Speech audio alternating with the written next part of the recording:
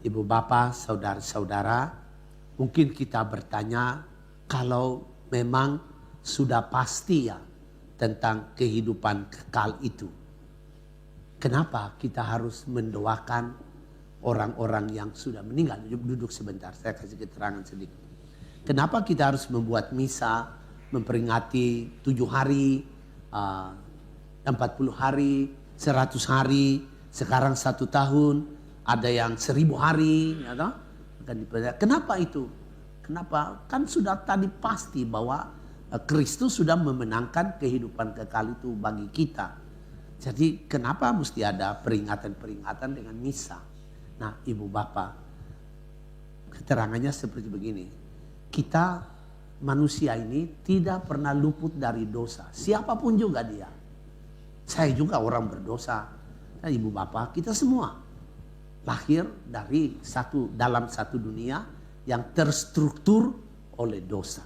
Nah, dosa itu membawa bekas. Seperti kita luka, ada bekas luka kalau sembuh. Sudah sembuh sih. Kalau kita mengaku dosa di hadapan Tuhan dalam sakramen pengampunan dosa, sembuh itu. Tetapi bekasnya ada. Bekasnya masih ada. Kenapa bekasnya itu masih ada? Karena dosa itu membuat kita terikat.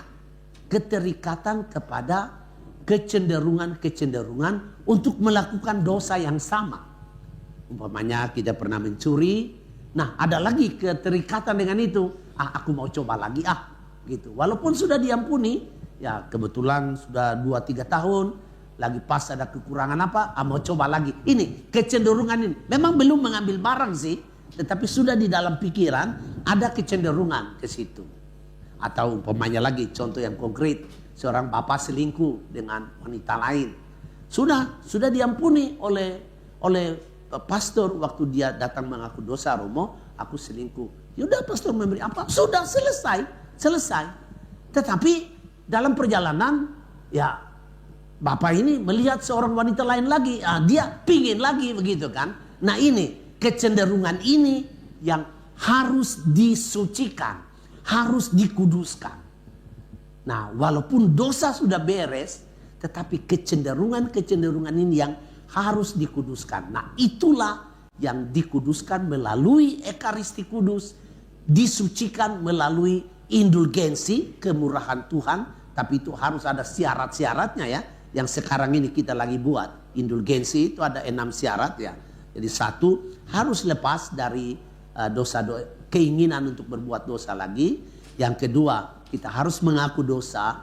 Yang ketiga, kita harus terima komuni. Keempat, kita harus bersiara. Kelima, kita harus berdoa wujud Bapa Suci. Dan keenam, setiap hari 1 kali berusaha berbuat baik kepada orang lain. Nah ini cara-cara untuk kita mendapatkan kemurahan Allah. Jadi kenapa kita perlu membuat misa dalam peringatan arwah? Supaya itu tadi kecenderungan-kecenderungan jahat itu dibersihkan. Jadi tidak ada utang lagi. Utang sudah dihapus, tapi kecenderungan ini dihapus penuh sehingga benar-benar kita sampai secara definitif bersatu dengan Tuhan. Nah ini yang kita perlu dalam doa-doa kita. Kita tidak tahu, walaupun Dokter Indria menurut teman saya, ya dia ikut jalan tol lah ya, masuk dalam surga lah ya. Jalan tol jadi ikut jalan tikus-tikus, tapi jalan tol udah. Dia orang baik ya toh. Ya kita percaya begitu. Tetapi ya tidak ada satu orang pun yang tahu tentang kecenderungan-kecenderungan yang ada di dalam diri kita. Coba kita bayangkan Yudas Iskariot. Orang dekat dengan Yesus. Tapi ada kecenderungan jahat di dalam dirinya. Dia mau jual Tuhannya. Nah ini kecenderungan ini yang sebenarnya kita tidak tahu. Tidak tahu di dalam diri ibu bapak, di dalam diri saya, di dalam Dokter Indria. Jadi sekarang kita membuat misa ini dengan maksud supaya seandainya ada kecenderungan-kecenderungan itu dahulu, sekarang dihapus dengan tiap-tiap kali kami merayakan misa untuk Dokter Indria atau untuk saudara-saudari, famili-famili kita yang sudah meninggal dunia. Ya, mari kita berdiri, kita mohon berkat Tuhan. Tuhan bersamamu dan bersama rohmu. Semoga kita sekalian diberkati oleh Allah yang Maha Kuasa, Bapa dan Putra dan Roh Kudus. Amin. Ibu bapak saudari-saudara, dengan berkat Tuhan ini, maka misa kudus kita mengenang 1 tahun Tuhan memanggil Dr. Indria ke hadiratnya yang Maha Kudus. Perayaan ini sudah selesai. Kita akan tutup bersama-sama dengan lagu In the Sweet By and By. Tadi kita dengar dalam permenungan Dr. Indria melakukan perjalanan dan berlabuh.